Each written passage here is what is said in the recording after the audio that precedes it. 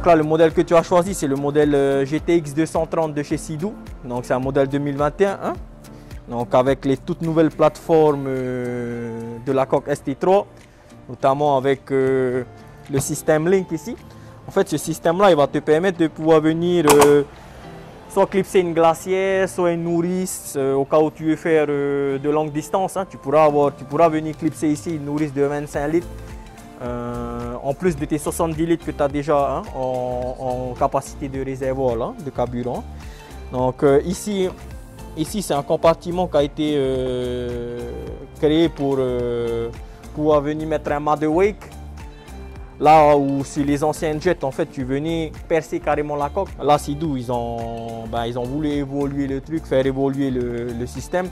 Et là, du coup, tu viens clipser directement ton mother wake et tu as deux renforts qui reviennent comme ça, hein, qui reviennent pour solidifier en fait le mât. Hein.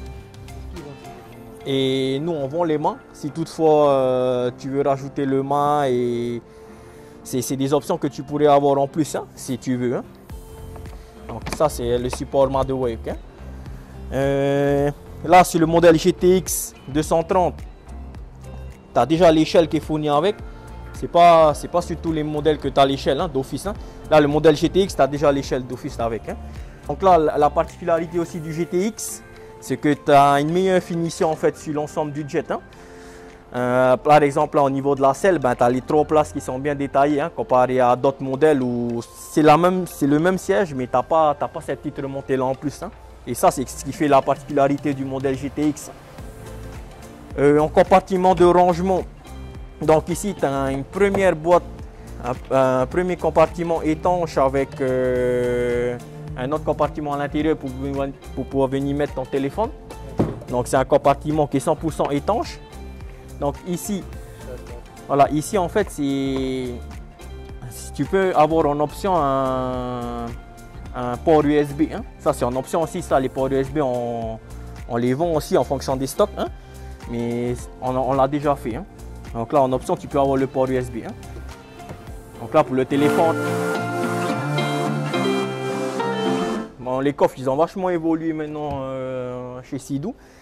Là où auparavant tu avais une ouverture qui se faisait à l'avant. Donc quand tu es en pleine mer, c'est un peu compliqué d'avoir accès à ton coffre, tu es obligé de te pencher. Là aujourd'hui, Sidou ils ont évolué aussi le truc, c'est que maintenant tu as 2 clips ici. Donc tout en restant assis sur ton jet, tu peux ouvrir ton coffre et avoir accès facilement. Tu as 2 clips ici et le coffre il s'ouvre là. Hein. Et voilà la capacité de rangement du coffre, hein, le volume du coffre. Hein. Donc quand tu vas devoir revenir refuel ou remplir ton essence, le réservoir d'essence il est là. Hein. Donc, et à savoir que même dans le coffre, tu peux aussi rajouter des options. Tu peux rajouter un sac filet supplémentaire, ça c'est en option aussi. Hein. C'est ce qui fait aussi la particularité de chez Sidou, c'est tu as beaucoup d'options que tu peux adapter à ton jet. Hein. Donc voilà pour le coffre. Le guidon il est réglable. Hein. Donc c'est en fonction de la taille de la personne, de si tu veux naviguer debout ou assis. Donc le guidon est réglable. Tu as une molette ici. Et l'avantage c'est que tu as le guidon et tout l'ordinateur de bord qui va bouger ensemble. Hein. Donc tu as plusieurs crans de réglage et voilà. Le guidon il serait comme ça, en hauteur. Hein. C'est un réglage en hauteur qui se fait. Hein. Après tu as plusieurs crans de réglage. Hein. À toi de voir quel réglage te convient le mieux. Hein. Ensuite tu as le système pour la musique. Ça aussi, ça fonctionne par Bluetooth. Donc là un coup sur un coup là, tu n'as pas besoin de démarrer complètement, tu appuies juste un coup vite fait. Ça va t'allumer ton ordinateur de bord. Ensuite ici, tu as un bouton on-off que tu viens activer ici. De toute façon, tu auras un voyant lumineux qui va s'allumer pour te dire que le système audio est en fonctionnement. Ensuite, sur ton téléphone, il te suffit juste de venir coupler le Bluetooth, hein, ton téléphone avec le système audio. Donc mon paramètre, Bluetooth. Et après là, je viens rechercher le Bluetooth. Hein. Le nom du système audio, c'est BRP Remote. Hein. Donc tu viens cliquer dessus. Là, on est à 50% de la puissance. Hein. Là.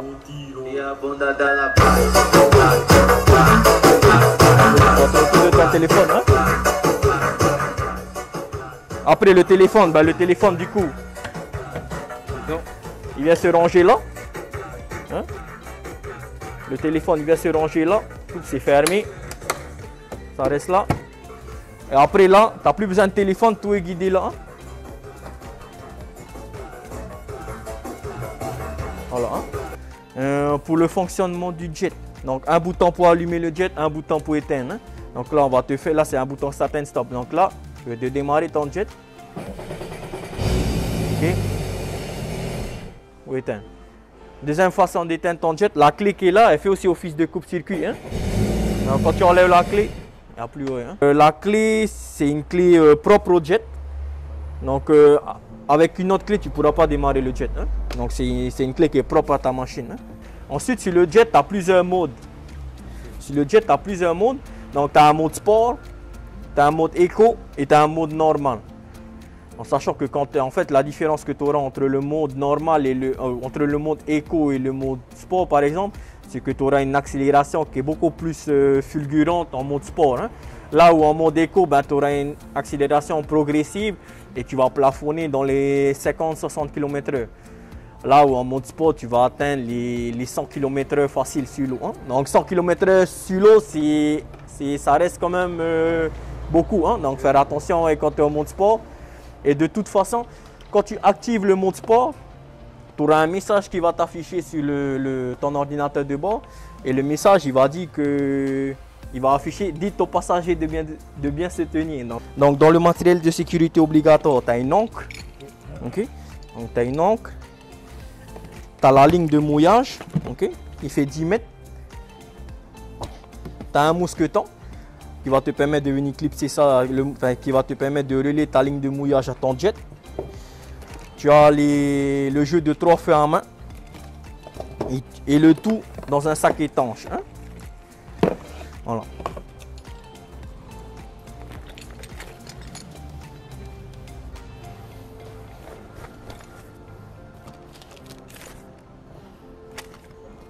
Ça.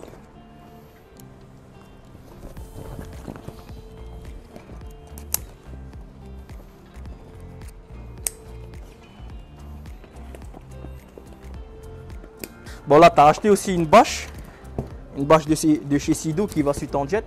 Et là, on va installer la bâche et comme ça, tu vas pouvoir repartir tranquillement avec ton jet. Hein.